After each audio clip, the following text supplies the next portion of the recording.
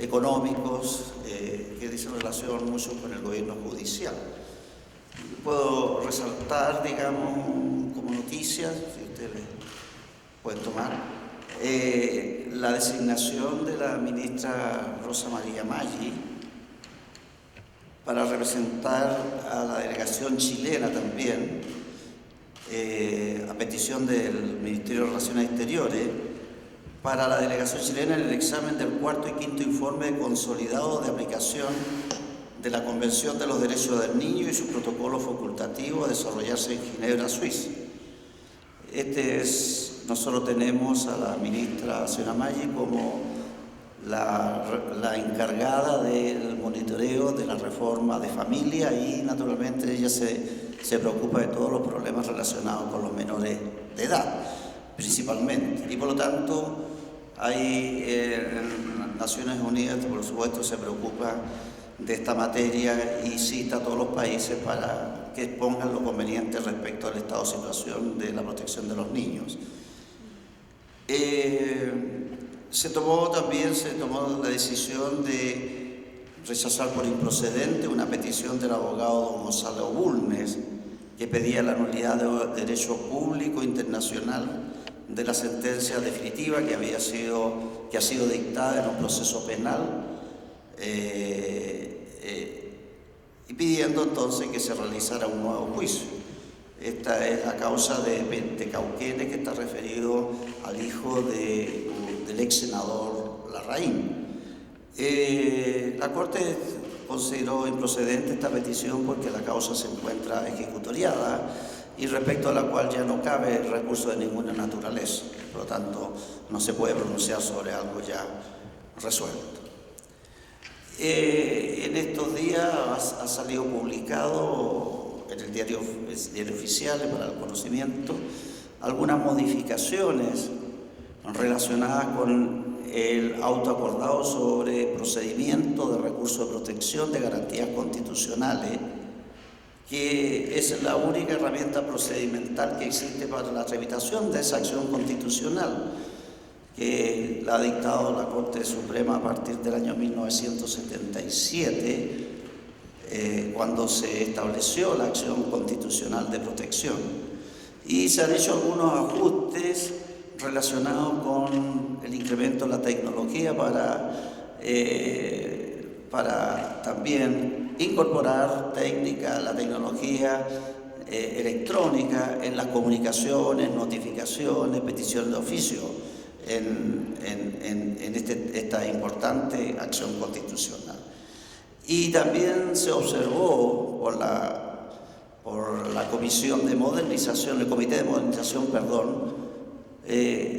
la situación de la insatisfacción que tenían los usuarios en materia de protección, porque las Cortes declaraban inadmisibles, en su opinión, muchas acciones constitucionales que no eran posibles ser revisadas por la Corte Suprema, puesto que la Corte Suprema no había establecido un recurso de apelación respecto de esta resolución.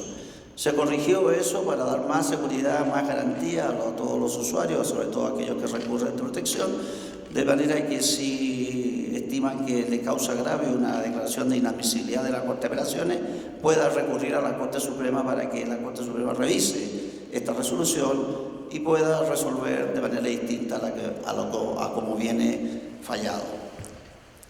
Esas son todas las cuestiones más relevantes de estas jornadas y naturalmente quedo a la disposición de ustedes para la pregunta que quieran hacerme.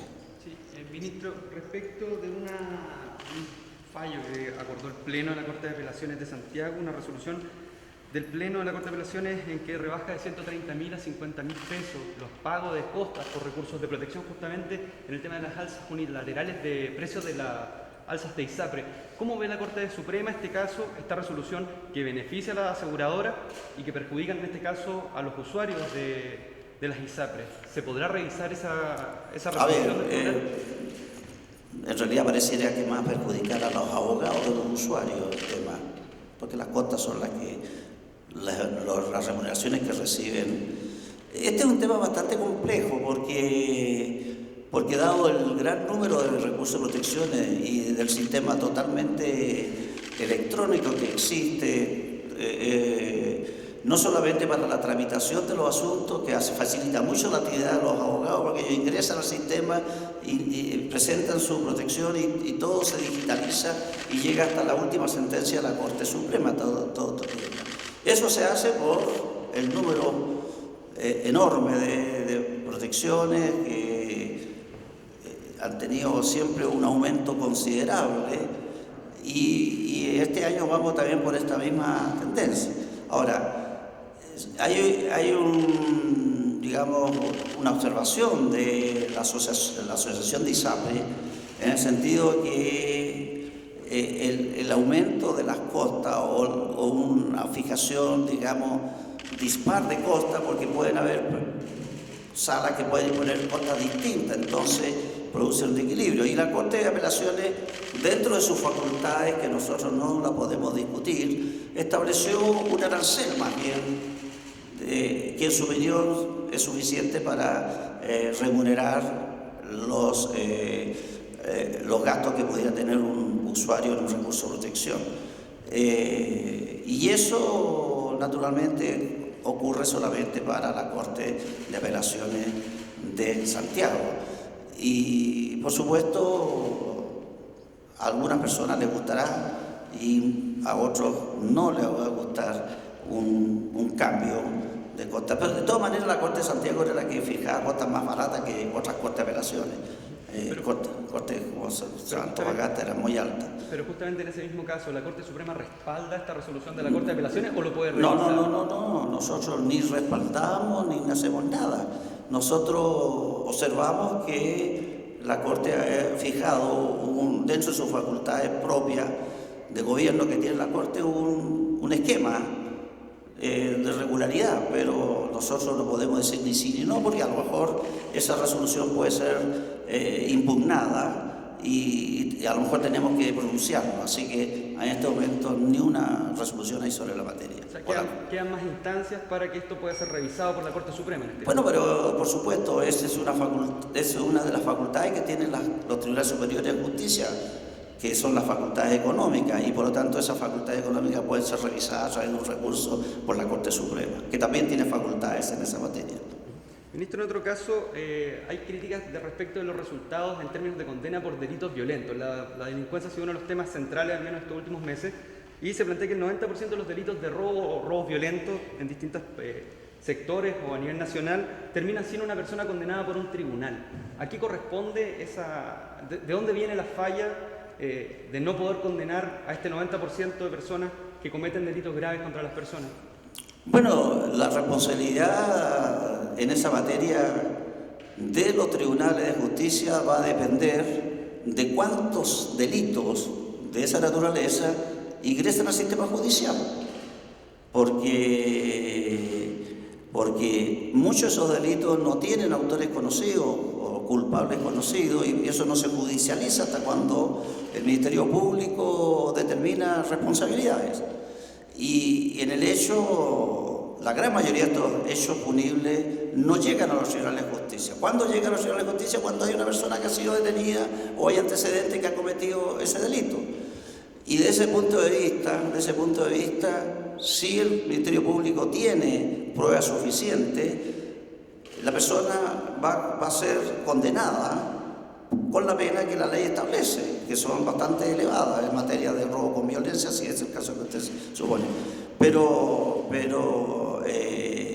la situación de todos aquellos casos que quedan dentro de la actividad de la policía y del Ministerio Público no es responsabilidad de los tribunales de justicia. Ellos responderán y corresponderán darle explicaciones por qué no llegan a mejores resultados. Justamente en el ámbito penal también, ministro, la Sala Penal ha absuelto, al menos en los últimos fallos, al menos a 20 personas por microtráfico, uno de los delitos que más aumentó según la Fiscalía en su última estadística semestral, más del 30%. Bueno, ahí la Sala Penal ha manifestado de que mientras no se determine en ese caso, y estamos hablando de pequeñas cantidades que incluso llegan a menos de 1 gramo y que personas son detenidas y son enjuiciadas, es fundamental determinar el grado de pureza de la droga. Sin ese antecedente que lo puede hacer un laboratorio, el asunto mejoraría. Y por lo tanto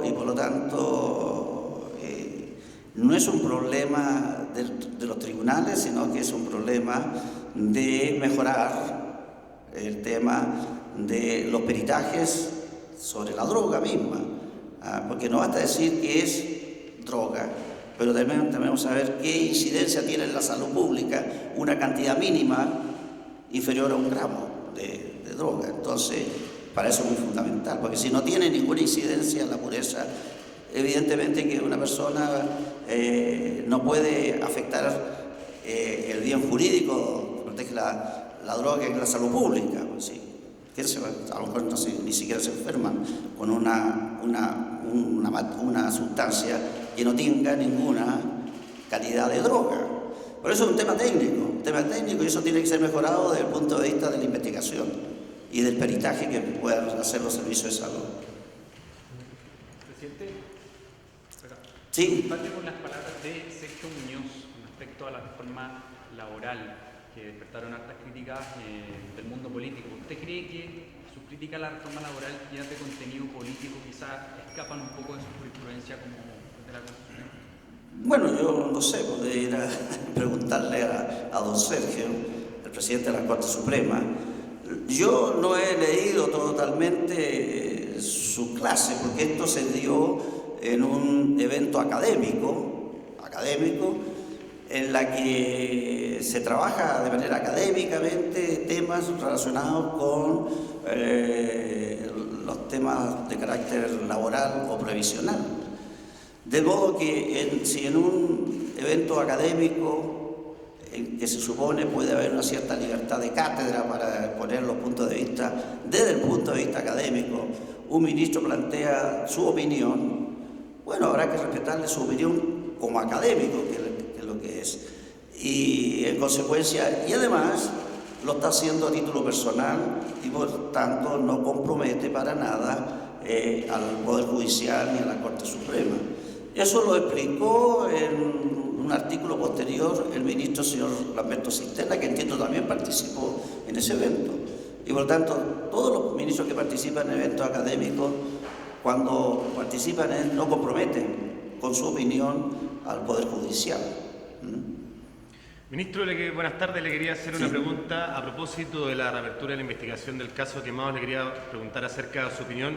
¿Cómo se han llevado las investigaciones desde el ámbito judicial de los casos de violaciones a los derechos humanos? A ver, ¿usted me está preguntando en particular del caso Quemado o usted me está preguntando del general de todo? Sí, su visión. Bueno, si uno lo mira desde el punto de vista estadístico y desde el punto de vista de la incidencia que tienen las causas de derechos humanos en los tribunales de primera instancia, de segunda instancia y de la Corte Suprema, la tendencia es que ha aumentado progresivamente el conocimiento de estos asuntos. Y eso es bien importante porque estamos viendo ya en cantidades muy altas fallos definitivos en materia de derechos humanos. Hay un número importante ya de fallos dictados, no tengo la cifra exacta, pero cerca de 200 fallos de primera instancia. Las Cortes de Apelaciones han resuelto un número más o menos similar y la Corte Suprema todas las semanas está conociendo recursos de casación en materia de derechos humanos, tanto civil como penal. Y por lo tanto, desde ese punto de vista, digamos, objetivo y estadístico, creo que el resultado es muy positivo porque ha abarcado, desde el punto de vista de la víctima, un número importante de víctimas. Y por supuesto, deseamos todos que avancen más todavía y que se resuelvan más asuntos, pero hoy por hoy el número de fallos que se han dictado creo que superan a las causas que actualmente se encuentran en tramitación en estado sumario. Son muy menores las causas que están en sumario. No son pocas de todas maneras, porque los hechos son, todos sabemos, más de 2.000 o 3.000 causas o personas afectadas en en relación a la violación de derechos humanos. Así que desde el punto de vista de la justicia, aún reconociendo el tiempo prolongado que se haya pronunciado, en estos momentos están saliendo muchas sentencias poniendo término a su proceso. Con respecto a eso, lo llevo a un punto más específico. ¿Cuál es su opinión acerca del rol que cumplieron los jueces durante estas investigaciones antes de la democracia? Bueno, ya lo dije yo, en un tiempo muy pasado, cuando fui presidente, dije que no es la mejor. No estuvimos a la altura, todos los jueces, en la investigación. Se pueden dar todas las razones, pero en el hecho no hubo investigación clara, determinada, salvo 1, 2 casos, 3 casos de procesos que se siguieron desarrollando. Muchos casos rápidamente fueron absorbidos por la justicia militar, sobreseídos definitivamente por prescripción, amnistía y archivados. Y ahí los jueces civiles no podían hacer nada. Hasta cuando se cambiaron los criterios a partir de la vuelta de la democracia desde el punto de vista de la Corte Suprema, en la que con una nueva composición estimó que esos delitos debían seguir siendo investigados y llegar hasta la sentencia definitiva. Y el cambio en la democracia ha sido sustancial. Por lo menos en los últimos 10 o 15 años ha habido una tendencia más o menos clara en el sentido de la necesidad de la investigación, el reconocimiento de los hechos gravísimos que ocurrieron y naturalmente satisfacer todas las aspiraciones de las víctimas de estas violaciones de derechos humanos que ocurrieron en el periodo militar. ¿Y usted tiene antecedentes también acerca de quizás ciertos jueces que hoy día son ministros que aparecen vinculados en investigación y que muchas veces son criticados por el rol? Le pregunto específicamente por la ministra Ekme en el caso Laja San Rosendo que está llevando a cabo el ministro de la Corte de Apelaciones de Concepción, ministro Aldana. A ver, yo tengo conocimiento incidental porque no conozco todas las causas. Yo lo que puedo decir de que ese terrible suceso que ocurrió en Laja con un número cerca de 19 o 20 personas que fueron fusiladas, entiendo, hubo una investigación primero por un ministro de la Corte de Apelaciones de Concepción, el ministro Martínez, que tuvo por lo menos la virtud de recuperar los cadáveres, hacer todas las pericias correspondientes y avanzó bastante en esta materia, en la que terminó finalmente siendo absorbida también por la justicia militar, sobreseía definitivamente amnistiado, hasta cuando se reactivó por querellas ya más de poco tiempo atrás, en la que quedó entregado este asunto en manos del ministro señor Aldana de Concepción. Y por lo que yo entiendo, él ha hecho un trabajo extraordinario, tiene no sé a cuántas personas procesadas, más de 10 o 15 personas, y por lo tanto esa causa va muy bien encaminada. Ciertamente que en la época, digamos, en que ocurrieron los hechos, algunos jueces a lo mejor no tuvieron la convicción suficiente o la fuerza suficiente para conocer de esos recursos. Pero entiendo que en lo que se refiere a la juez de ese tribunal, se le aplicó por estos hechos una sanción disciplinaria que era responsable a la secretaria de esa época, que es la actual ministra. En una primera instancia se le sancionó también, entiendo, y la Corte Suprema la dejó sin efecto y por lo tanto ella no recibió sanción de carácter disciplinario. En cambio sí la recibió la juez, que era la responsable de ese tribunal. De tal manera de que hubo una investigación respecto de esa cuestión. ¿Ah? Sí.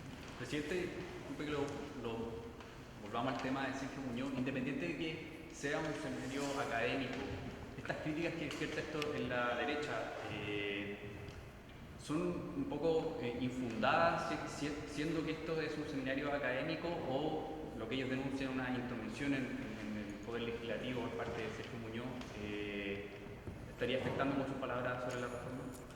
Mire, no creo que una opinión académica puede tener tanta importancia como para inhibir la actividad legislativa. Entiendo que los parlamentarios tienen también una total independencia para decidir las cuestiones de políticas públicas, sin considerar, si ellos lo estiman del caso, opiniones de otros poderes del Estado. Ese es un debate político que se nutre naturalmente de muchas vertientes. Una de ellas puede ser opiniones de ministros o de jueces que tienen una opinión determinada académicamente sobre temas fundamentales de la República. Y por lo tanto no hay que tener miedo de la discusión, del debate, y creo que en este país los poderes judiciales actúan independientemente, cada uno de ellos, con total autonomía para decidir lo que le corresponde. Y eso es que también algunas veces nosotros pedimos que se les respete la autonomía que tiene el Poder Judicial en la decisión de sus asuntos. Hay muchas críticas respecto a resoluciones judiciales y nosotros no reaccionamos porque entendemos que es materia de un debate público, de una sociedad civilizada, una sociedad democrática, en la que nadie se puede sentir afectado por opiniones que se producen a gran altura en temas trascendentes de la República. ¿Listo? Bueno, muchas gracias. Gracias, ministro. Que le vaya bien.